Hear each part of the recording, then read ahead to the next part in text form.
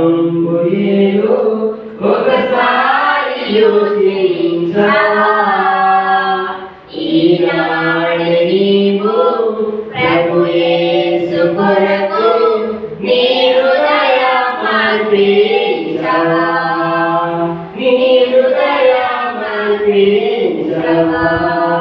నీ తల్లి గర్భము నీవు ఉండినప్పుడే